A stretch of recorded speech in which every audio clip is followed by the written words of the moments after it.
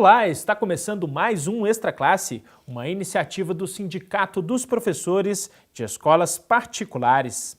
No programa de hoje você confere uma entrevista sobre práticas pedagógicas na educação infantil. Em meio a tantas tecnologias, as brincadeiras no espaço escolar continuam a ter papel de destaque na formação e aprendizado das crianças, conforme apontam especialistas. E quem está aqui conosco para falar sobre este assunto é Lenir Rosa André, presidente do Conselho Municipal de Educação de Divinópolis e professora do ensino superior, especialmente na área de formação de educadores infantis. Olá, professora, seja bem-vinda, é um prazer recebê-la aqui no nosso programa. Muito obrigada. Professora, haveria hoje algum consenso entre os pesquisadores desse tema sobre o que ensinar e como ensinar na educação infantil? Ou isso também é motivo de algumas polêmicas, como nós temos em outras disciplinas, por exemplo, português, a história, a física, enfim? Bom, a educação infantil não foge à regra, dessas polêmicas no que tange às práticas pedagógicas, até por conta do histórico que ela veio seguindo, que é o histórico, primeiro, do assistencialismo, e do recreacionismo, e que agora vem uma preocupação muito grande com a alfabetização. No que tange ao consenso ou não das práticas pedagógicas, o que se tem discutido hoje é a preocupação com a construção do social, do envolvimento da criança com a vida, com o brincar, com as realidades na escola.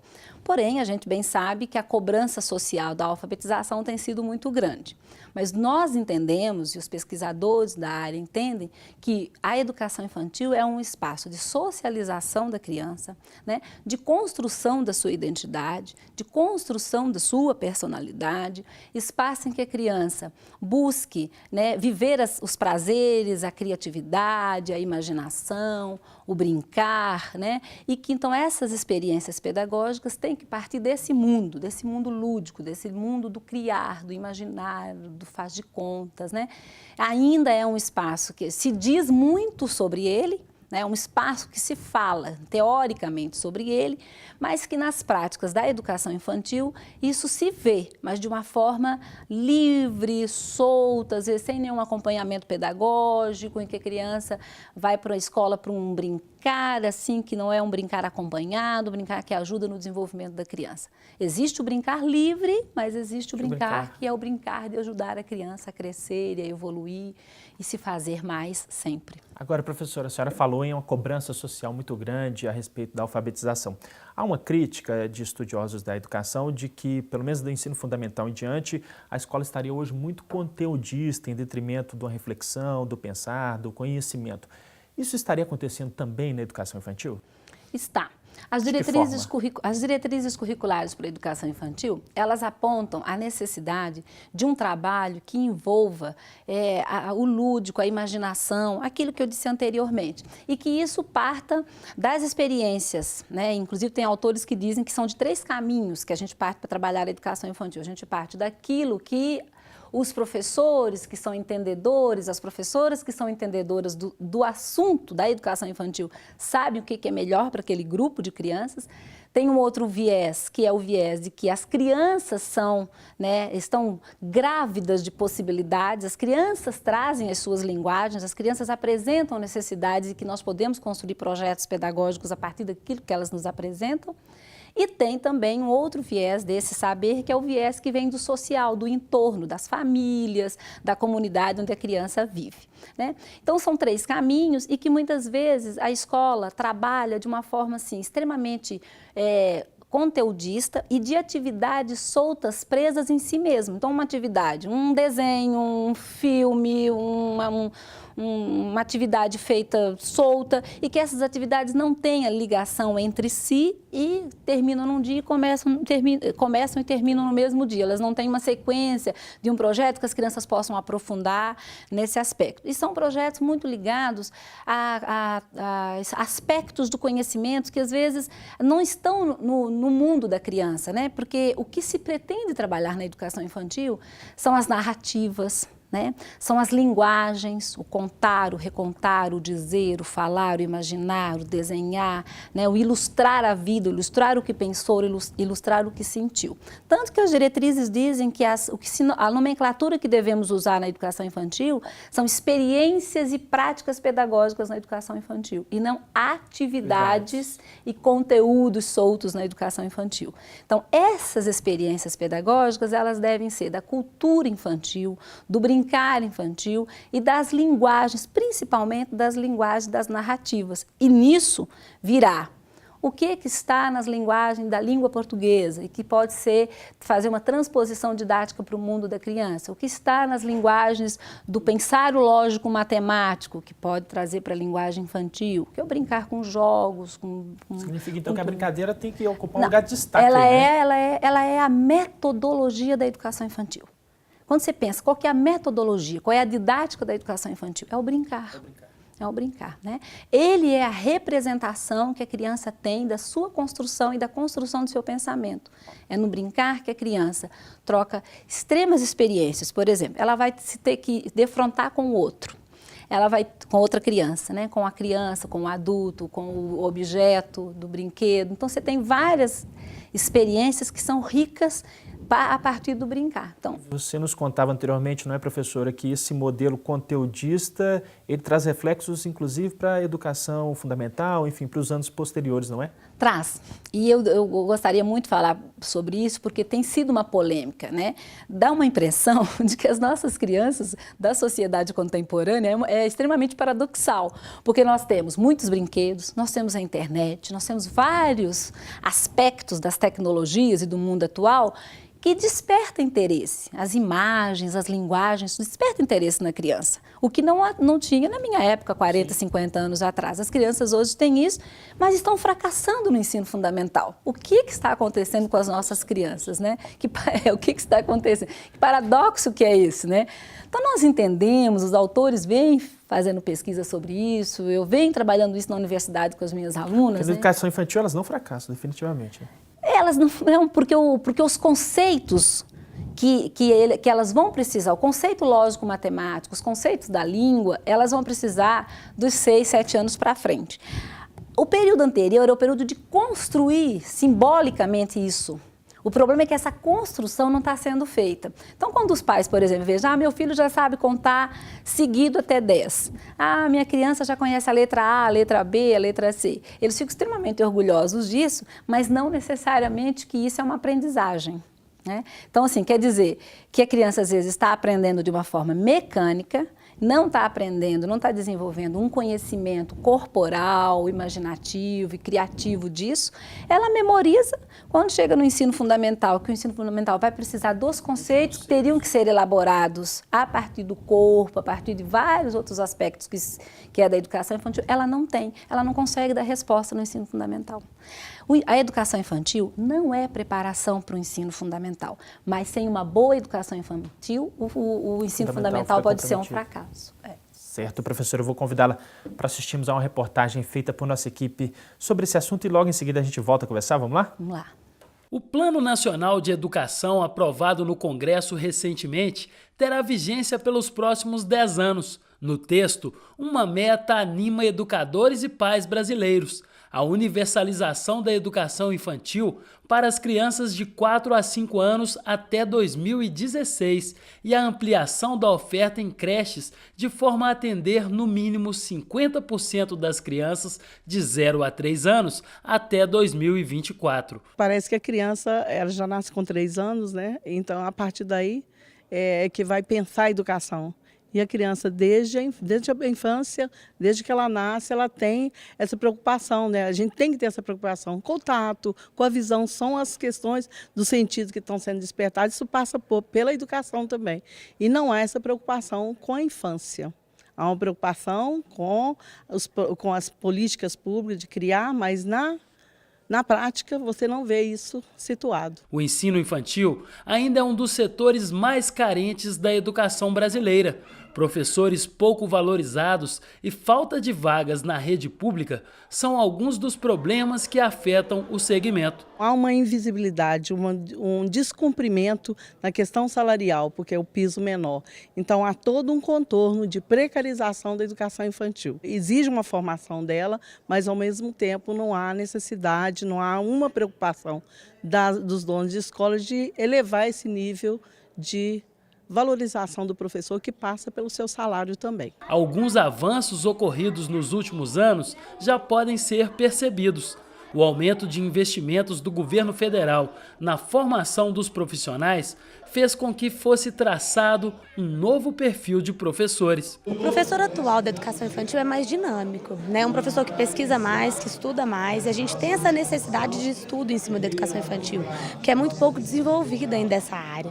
Então eu acho que agora está começando a crescer a pesquisa sobre isso, a gente precisa envolver mais pessoas e tem cada vez gente mais nova envolvida nessa educação, por amor à profissão ou por perceber o quão brilhante é trabalhar com crianças. Então a gente precisa de gente que se envolva, que estude e demonstre a importância desse nível de ensino. Hoje está voltando a visão da educação infantil como um espaço de socialização, do brincar, do aprender brincando, e não essa forçação de barra mesmo para leitura e escrita. Eu já passei por essa fase. Na sala de aula, você já ensina isso? Já faz dever?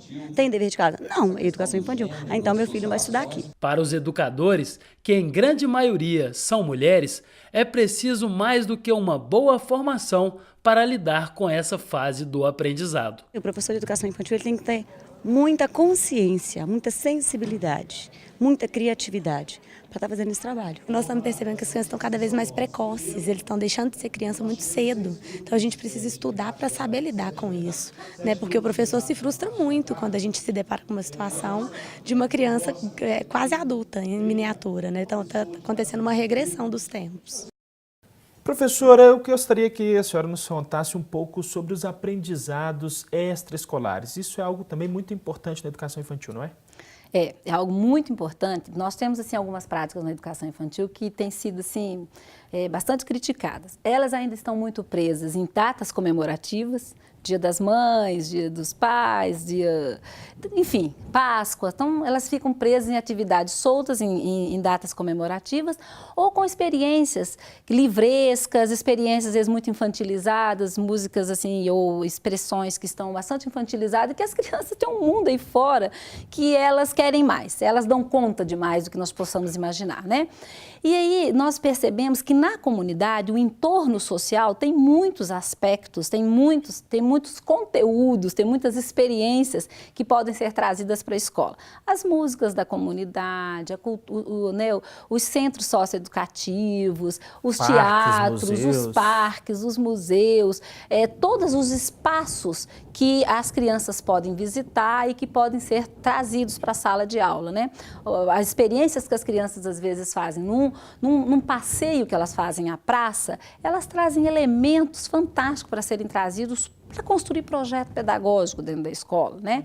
Dentro da sala de aula com esses grupos. Experiências que as crianças podem ver dos seus avós, que fazem belas comidas, que fazem cultura, que fazem armações de teatro, que fazem todo tipo de pintura, né? Todas as expressões sociais que essas famílias têm e que podem ser trazidas para dentro da escola, né? Nas práticas pedagógicas. Deixar de ficar preso nas experiências que às vezes são muito livrescas e de datas comemorativas que nós temos visto que é um pesar ainda, né? Como que nós ainda estamos presos nisso? As crianças pedem mais para nós. Pedem mais, né? Agora, professor, em relação à formação docente, esse também me parece que é um grande desafio ao se pensar aí a questão das práticas pedagógicas na educação infantil, não é? É um grande desafio. Nós temos aí uma grande busca, né, do ponto de vista político e do ponto de vista pedagógico mesmo, para que essas formações dos professores se deem, né, com uma relação entre teoria e prática, que os professores e que as professoras que estão em formação para a educação infantil, que passem por universidades, né, que tenham espaços de formação, que tenham uma relação entre teoria e prática, que essa formação ela se dê de forma continuada nos seus espaços de trabalho. Portanto, setores públicos e privados precisam investir na formação de professores e professoras da educação infantil. É preciso um espaço de formação continuada, né? Preciso ter esse cuidado, essa mudança que o mundo vive, né? Que as experiências que estão sendo mudadas a todos os dias, os professores precisam ter acesso a isso, precisam ter acesso a essa nova forma que as crianças têm de ver a realidade, né? Precisa ter um investimento, tanto do ponto de vista inicial, quanto do ponto de vista continuado. Os professores precisam, as professoras precisam ter espaços de formação, né? Agora, professora, é possível falarmos em uma boa prática pedagógica na educação infantil sem levar em consideração as condições de trabalho e salário dos professores? Essa é uma polêmica, porque o que se diz assim, no popular, é que a educação infantil, como diz o Carlos Drummond de Andrade, se faz com quinquilharias. Ele tem um poema muito bonito que ele fala que sim, que se trabalha com pedrinhas, com tampinhas, né? Concordo, isso é mesmo. As crianças fazem de uma caneta, elas fazem um cavalo, fazem um avião, a imaginação delas, nós podemos fazer isso. Mas precisamos de espaços adequados para esse trabalho pedagógico, né? Precisamos que as crianças tenham e os professores tenham espaços em que de fato possa acontecer o teatro, a dança, o brincar, o ler, o escrever, e as professoras precisam ter esse espaço apropriado para esse trabalho. Então, não vamos dizer, né, que de qualquer jeito se faz a educação infantil. A educação infantil precisa ter teoria, precisa ter prática, precisa ter espaço adequado, tempo adequado, formação adequada. Ela não pode ficar, né, que se você pensar na escala da educação brasileira, a educação infantil, claro, ela é a base, ela está cá embaixo, mas ela não pode ficar cá embaixo no sentido da valorização dos espaços e do investimento público, do investimento privado para isso, né? Isso que a sociedade também mude o olhar, então, sobre a educação infantil também, né, professora? Sociedade, os pais de forma geral, as próprias professoras e professores, né, recompondo o seu lugar, criar a sua própria identidade. Ser professora ou professor da educação infantil tem que romper de que é nato, de que é um aspecto de que ser professora da educação infantil tem relação com a maternidade e de que é um aspecto que é o lugar da mulher. Então, precisa recorrer à formação, à sua própria identidade, que é aquele sujeito, aquela sujeita que conhece de criança, que conhece de como elas aprendem, sabem como que essas crianças podem crescer de um ponto de vista mais qualificado. Certo, professora Leni Rosa André, agradeço a participação e a gentileza da entrevista aqui para o Extra Classe. Eu que agradeço, muito obrigada. Confira agora a agenda da semana. O Movimento Popular da Mulher realizará no dia 12 de junho, a partir das 16 horas, o Arraial da Saudade, com quadrilha, barraquinhas, artesanato e muitas brincadeiras. Participe! Rua Arcos, bairro Saudade, Belo Horizonte. O Cine Teatro Brasil Valorec exibirá 2 filmes da mostra País Bom de Bola, Futebol e Identidade Cultural. Nos dias 2 e 23 de julho, o documentário Narradores, Memórias Afetivas do Futebol contará histórias vividas durante as Copas do Mundo, no período de 1954 até 2014. E nos dias 3 e 24 de julho, será exibido o filme documentário Brasil Bom de Bola, sobre a evolução do futebol no país, desde a primeira Copa de 1930 até 1970. A entrada é franca. A gente fica por aqui, mas para saber mais sobre o Sindicato dos Professores, é só visitar o nosso site. Sua participação é muito importante. Envie sugestões e críticas para o endereço extraclasse@simprominas.org.br. Um grande abraço e até a próxima semana.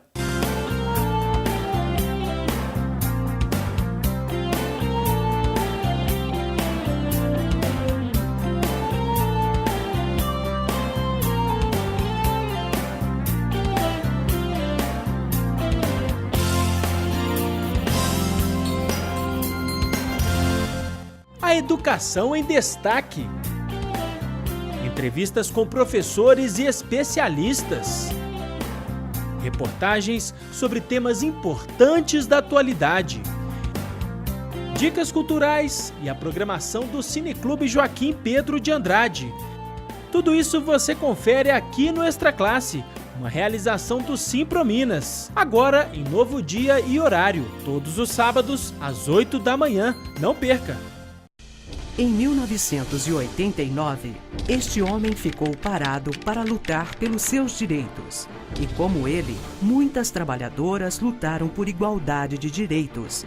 Porque às vezes, ficar parado é a única maneira de seguir adiante. Hoje, toda mulher tem seus direitos trabalhistas garantidos. Por isso, a greve é um direito fundamental que deve ser respeitado. Uma campanha, Ministério Público do Trabalho.